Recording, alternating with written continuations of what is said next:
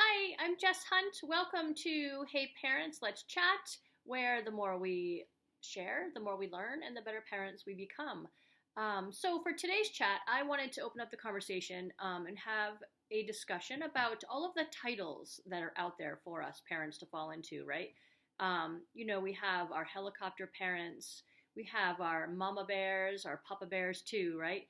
And then we have our lawnmower parents. And for some of us, we might fall into one of those categories. For some younger parents, you might be aspiring to one of those titles, right?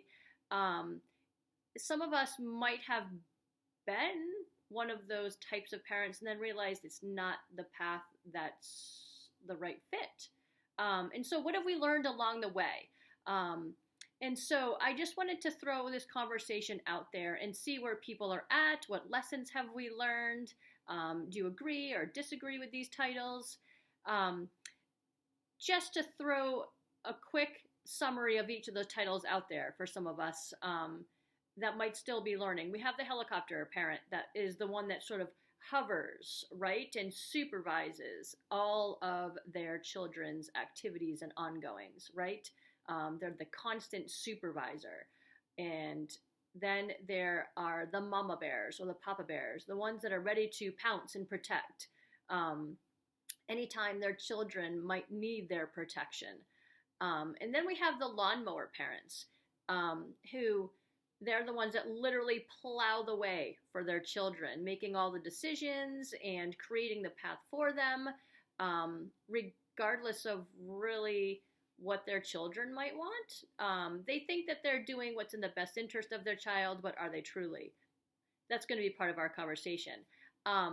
So I have the benefit of having lived through, raising my children. And when my kids were younger, I'm just going to fill you in on a defining moment for me as I share my opinions about all of these titles.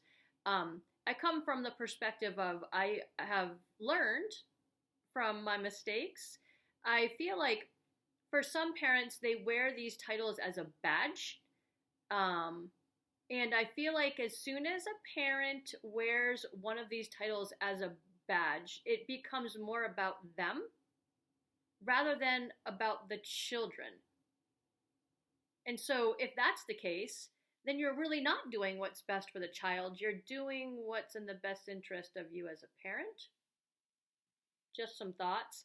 I feel like when my children were younger, I thought that it was a good thing to be the helicopter parent where you're supervising and hovering over your children. And I thought that that was something that was, it kind of proved you care about your children, you care about their well-being, you're involved in their lives. How could that be wrong, right? But I feel like the more I've experienced, the more I've learned, I've come to realize that that's not always what's in the best interest of the child. I feel like that, again, if you're a helicopter parent and you're hovering constantly, and you're feeling like that's the job that you should be doing, and you're doing a good job, again, that's more about you, not about the child. I feel like the more we hover, the less the children are allowed to blossom and grow on their own and learn from their own mistakes, which I've come to believe is an essential part of growing up. Children have to be able to branch out socially, academically, emotionally, so that, sometimes they do get hurt and they learn from it. And that's a part of growing up, an essential part of growing up.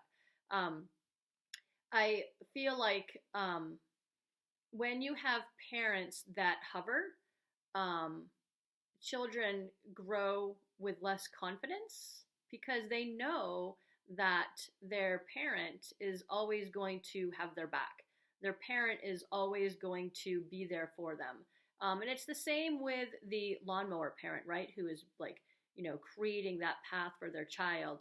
Well, how are the children ever going to learn how to make their own decisions? How are they ever going to grow with confidence and become strong human beings and feel comfortable having decisions, having opinions. And so I think that the lawnmower parent is one of those extreme parents. And you don't see too many of those too often, but they're out there. And I've seen the product of some of this mentality, and it's really hard to have any respect for a growing young adult who has had their path paved out in front of them. It's really hard to have any respect for that young adult because you know they've really not done it on their own. And so we as parents really should take that into consideration as well. We think that we're doing the right thing, but are we? So something just to think about. The Mama Bear and Papa Bear title I find interesting. I feel like that's another title where parents wear those titles as badges, and they feel like that's something that they are super proud of. And it's great for parents to be proud of, their parenting. But again, if they're proud of their parenting, that's more about them versus proud of their children. I'm sure they're also proud of their children. But if you are wearing a badge so that you can feel super good about yourself, then again, it becomes more about you as a parent and not about the child. I'm going to just share a story with you because this was a defining moment for me. And again, as I said, when my kids were younger, when they were like babies, toddlers, I thought that these titles were positive. But the more I lived and the more I experienced, the more I learned. And again, this is one of those conversations that I wish that I had known about back then. But there again, I wouldn't have been learning and it wouldn't have sunk in as much. So that's on me. But this is what is on me. Literally, this is a story. So when my children were, my son must have been about 8 and my daughter was about 6, we would always go to the public beach in town and they would have swim lessons and, all families would show up. There's all kinds of kids playing everywhere, super fun. And lots of times it was in the center of town. And so you would have all the town kids that lived in town. They would just walk. Not all of them were with their parents. Some were not. And some of those kids that didn't have their parents with them, well, they're just, running around, playing, having fun, but they're unsupervised, right? And we all know that there are times when kids are misbehaving and making not great decisions, whatever. And they really should be supervised, right? Especially when they're like 8. And so the boys were all playing. They were playing a game of like tag or football or something. I forget what it was. And one of my son's classmates, who has a reputation already, he's had this reputation since he was in kindergarten of being like the class bully. Really rough, really tough, not always kind, walked around with like this angry expression on his face all the time. And anyway, he was one of these kids that would come to the beach unsupervised by himself. And he was getting pretty rough with this game. And my son, who was playing, there was an incident, and this kid, who is the known bully, put his hands around my kid's neck in an aggressive, angry way. I don't even know what was happening. The incident doesn't matter of what triggered it, but what does matter is the response and what happened. So this kid is aggressively putting his hands around my son's neck, and I was like, that's not happening. So I get out of my beach chair and I march right over there, and I had some words for this kid. And I felt like I was doing my job. The mama bear was coming out and I was protecting my son. And at the same time, I was letting this kid know that that is not acceptable and that he was not being kind. And I felt like I was doing him a favor because he didn't have a parent there to tell him the right and wrong of the situation and how we treat other people. And so I felt like I was doing him a service. And I also felt like I was doing my son a service, and I walked back to my beach chair thinking that was awesome. I solved that problem. It was a great mom moment. My mama bear kicked in, and I took care of business. rest of the afternoon, about an hour later, time to go home. On the way home, my son is like really quiet, and I'm wonder if he's just processing the incident, what's going on. And as time passed, we've had a conversation, and he let me know. He's like, Mom, I wish that you would not do that. And I was like, do what? He's like, I wish that you would not step in and take over, because it made me feel like I couldn't take care of myself. And I was like, wow. That was a defining moment for me. It was a great conversation, and for him to be able to say, it made me feel like I couldn't take care of myself. The light bulb went on, and I realized, wow, that's exactly what I taught you. Because in that moment, when Mama Bear kicked in, I thought I was doing right by the children. My instincts were telling me I needed to protect. But that was more about me doing what I thought was right, rather than allowing the kids to handle it themselves. And I don't mean to be sexist here, but I'm going to be, especially when it comes to boys. Because what happened was, my son was feeling like Mommy had to come and take care of me because I couldn't man up and do it myself. And I'm going to tell you, I never did it again.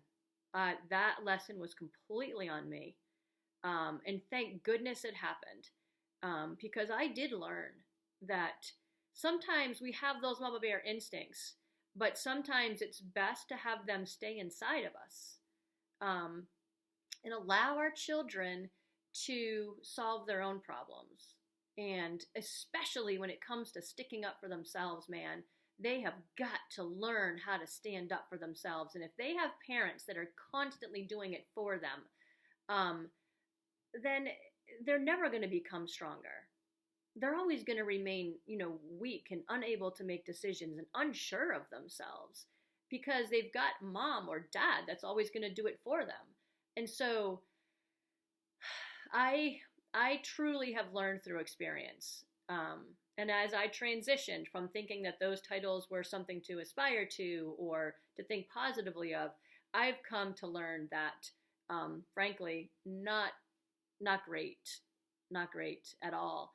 And I've seen even in the classroom, I have had parents where, as a teacher, they come in and they talk to me about their children and some of the social issues that are happening. I had one kid that he was a bully in the classroom, and I really had to keep an eye on him. And there was one instance where he went home after an incident happened in the classroom, and the mom called me, and she said, my son, he's in tears. I can't believe this happened. And I was like, okay. Well, frankly, he was the one that was wrong because his behavior was awful. And I literally said to this mom, you know what?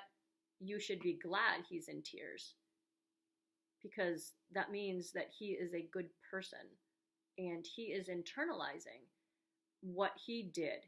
And he knows that what he did was wrong. And so I had this conversation with the mom, and I was like, I know that you're trying to protect, and I know that you're trying to do the right thing, but I do think it's important for him to sort of marinate in those feelings and learn from them. And so that was a good moment for her and for her son. She was reaching out, and she was trying to protect her son because she didn't have the full story. I did fill her in on the full story, and so it became an eye-opening experience for them as well. But I do think that we need to, as parents, take a step back and allow our children to solve their own problems. And I am telling you, my son was 8. I wish I had learned that lesson earlier. I wish I had known about all of this conversation earlier, and I probably would have handled things a lot differently. Granted, the kid had his hands around my kid's neck. There was a physical aggression happening, and there are times when we do need to step in, but I stepped in too soon. And from that moment on, I respected my children's decision-making processes where they were able to make their own decisions socially about what was best for them. And from that moment on, I handled social issues way differently. And so I would process with the kids. So, what do you think would be a good solution? And I would say to them, who do you think you can go to for help if that doesn't work? And what would be your plan B or your plan C? And so I feel like that was a more productive way to handle any social issues, is talking with my children, knowing that we're building a relationship and they're comfortable to come talk to me, and that I would keep their thoughts private and allow them the independence to make their own decisions. But processing through, plan A, plan B, plan C, who can you go to? Do you want to handle this on your own? Do you want me to help you, like go with you and talk to this person? And giving them options. If they know they have options, then they're more informed and can make better decisions on their own. I feel like I've gone and, told you this story, and I wanted to just share it as a defining moment. And so I want to open up the conversation to you guys. Are you one of those parents? Are you a helicopter parent? Has it worked for you? Has it not worked for you? Have you learned from it? Mama bears, Papa bears, lawnmower parents, share your thoughts. I'm just sharing my opinion, and I do feel strongly about it, only because I have seen the result of what happens with some of these parents who are, they're too hovering. And then the children are growing up insecure and unsure of themselves, and unable to really make decisions and become independent. Not a great thing, especially when kids become teenagers and they're faced with some social things that they really should be stronger internally with in order to handle them. You really want to raise your children to grow up to be strong, independent, healthy individuals. And if we're constantly doing things for them, I almost think we're doing them a disservice rather than helping them. So let's chat. Find the chat boxes. You can go to our website, heyparentsletschat.com. You can connect with any of our links there for our social media links, and continue our conversation on whichever link you feel most comfortable. Add to the conversation, share your thoughts, let's learn from each other. If you subscribe, share, invite others to join, become followers, the more we have as part of our conversation, the better our conversations are going to be. So thank you for joining us. I hope you find value in our conversations, and certainly add to our chats by commenting in the chat boxes. And I look forward to hearing your thoughts. So until our next chat. Thanks for joining us.